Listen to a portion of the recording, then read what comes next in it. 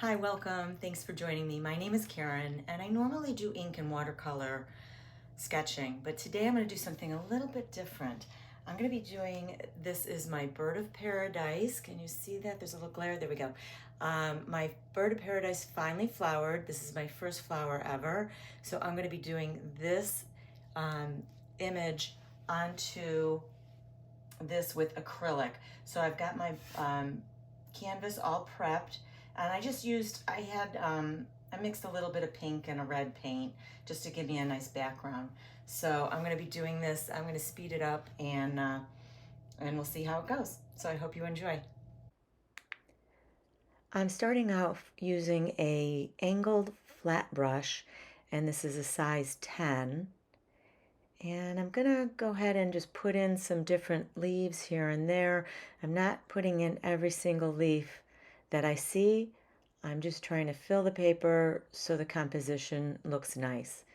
And the paint that I'm using is a Liquitex Hooker's Deep or Hooker's Green Deep Hue. And this is, it only comes in a small size from Liquitex. And if you open up the paint, it almost looks black. So it's a really nice, rich, dark color. Instead of using a black, this is nice because it's not so flat. And this is the darkest shade on my palette. And I'm using a Stay Wet palette. And I'll go over that in a later video. For right now, I'm just trying to see how this particular video goes because I've never done a acrylic painting. And I have no idea how this is going to go. So, and I used to really fight with acrylic. And I used oil for years and decided to try acrylic, and it just was so hard for me. But then I realized I had a Stay Wet palette for the longest time. And I think I used it for oil paints. But it actually is perfect for acrylic paint because I just put a couple paper towels, the heavy duty shop towels underneath, and I wet those down, and then I put a piece of paper. I even just sometimes use parchment paper, and that will keep your paints wet because it's almost like a Tupperware container. So I'll share that with you down the road. But now I'm going in with my greens, and I have regular Hooker's green, and I'm using a little bit of a Cad yellow medium.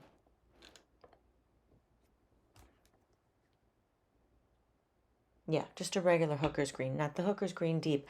I am mixing a little bit of Hooker's green deep, a little bit of regular Hooker's green, and a little bit of that Cad yellow because I want to get different shades on these leaves. Got some bright edges where the sun is reflecting, and then some darker edges on the other side. And I like to make the stems really nice and bright. And the beauty of having this background color is I'm going to let some of that peek through. It just looks so amazing when it's done because you get just this really rich undertone color. So I like to just kind of try to remember to leave some of that show through.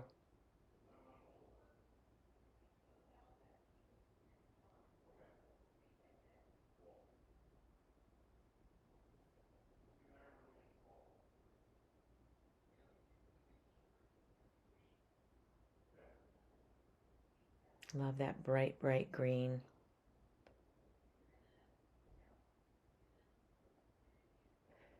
So it's kind of nice. I've got a nice tall leaf here that's kind of behind the flower. And then I've spaced out the other ones.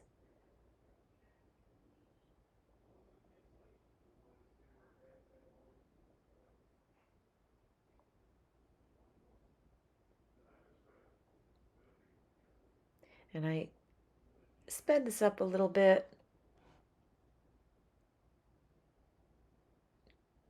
But it really didn't take me long to do this painting at all, which is surprising because when you work with oil, it just can take forever because I would do that in sections. I would do a first layer, let it dry, come back, do another layer. And that can go on for a couple, 2 to 3 weeks, whereas with acrylic, you can get a painting done in 30 minutes. So I'm going to go ahead and I put some orange down, but it wasn't showing because it's a pretty translucent color. So I went back over, I let that dry, and I went back over it with some white. And this way I'll get a little bit brighter coverage when I go back over it once that dries with the orange again.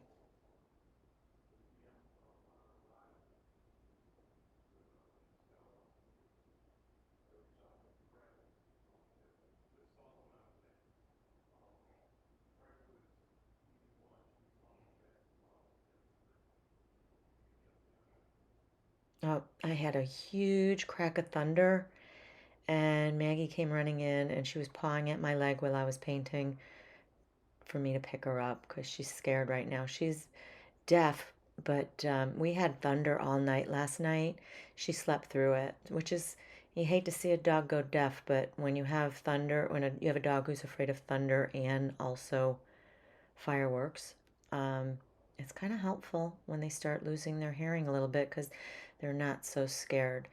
So that was a really, really big crack of thunder that sent her running in for a little comfort. So she's good now.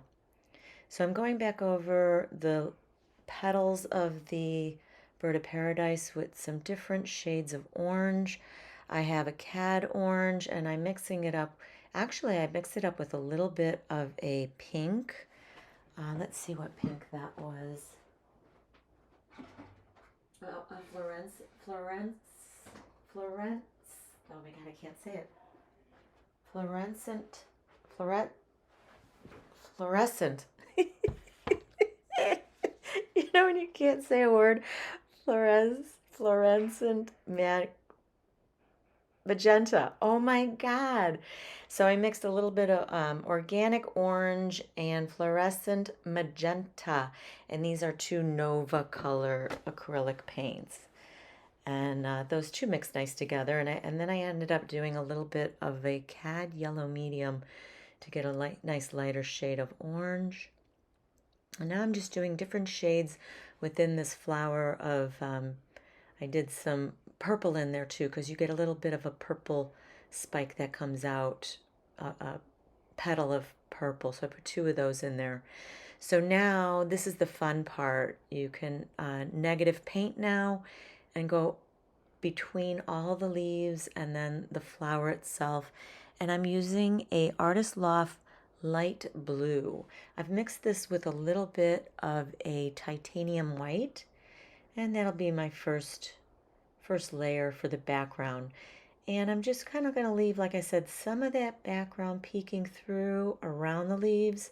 Just gives it a great effect.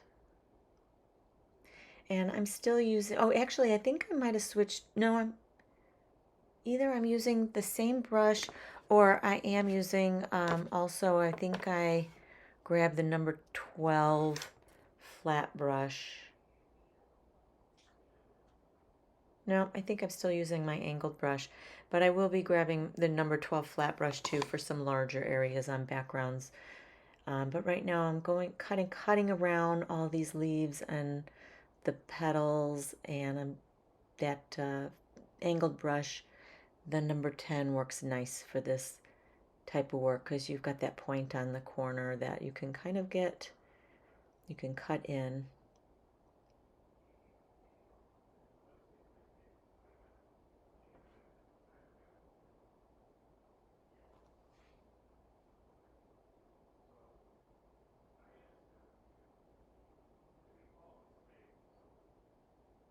And I'm just going to fill in the whole background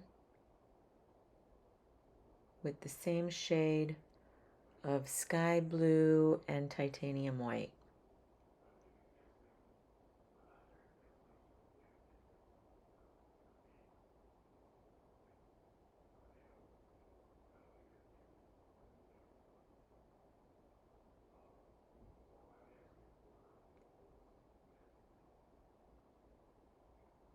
This is the fun part. I love cutting around and doing the negative painting.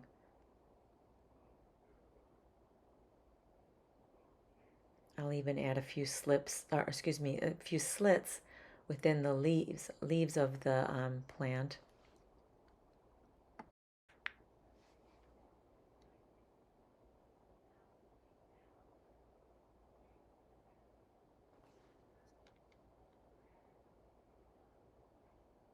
So now I'm going back over with a second coat of just straight light blue.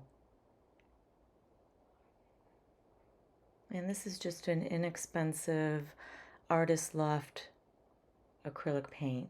It's nice to use, you know, more expensive paints. You get a better coverage, but I don't have any problems with this student grade Artist Loft Sky Blue. I think it's completely fine for all my backgrounds.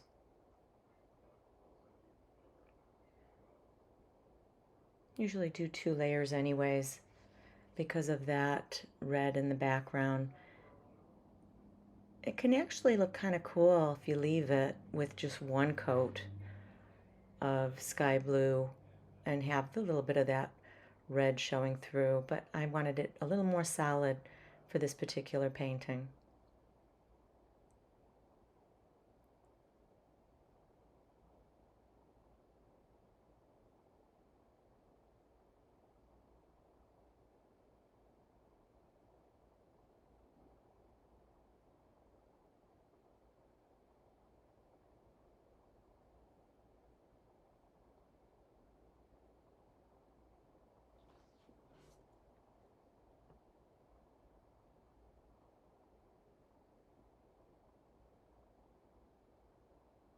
I did put a little bit of Nova Color, the shade blue green. I put a little bit of that, I think I must have did that off camera, onto those leaves just to give a little pop of a different blue-green color. It's one of my favorite shades. And if you're familiar with Nova Colors, the blue-green mixed with the fluorescent magenta, that was easy to say that time, makes a beautiful purple. It's absolutely delicious.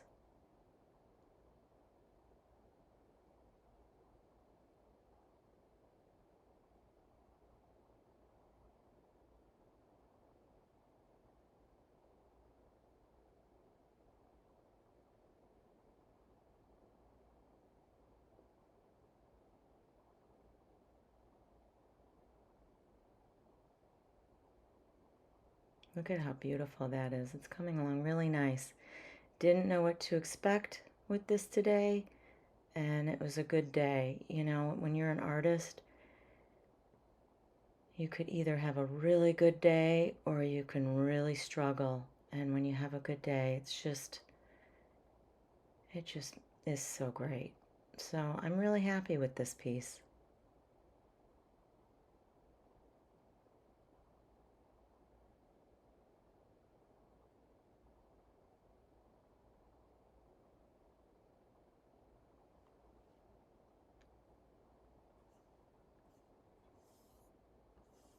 And this isn't even a very fancy canvas. This is one of those canvases that,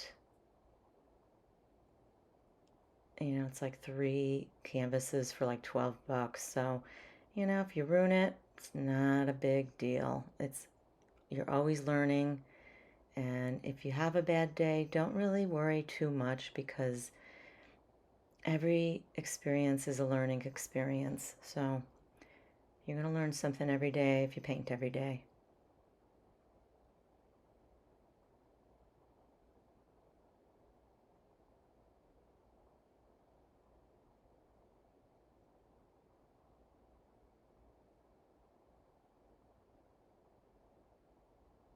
And I did a little split there in the leaf for the background, so that's kind of nice to do every once in a while.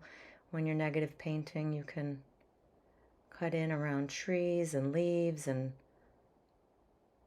do sky holes on trees. I love to do that. I love to do palm trees and then negative paint and put the sky holes in. It's one of my favorite things again.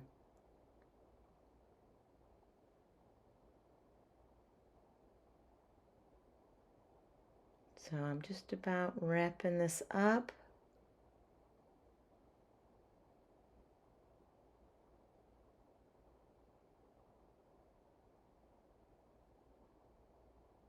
Few last little bit of detail, and I think that's about it. So here is my finished painting. So as you can see, it's reversed because when I was filming, I had the camera or the iPhone facing me so that I could make sure that I was in the shot and could see that the camera was on because it was set up behind me. So I wanted to make sure I didn't miss anything. So it is reversed. But yeah, this is the finished painting.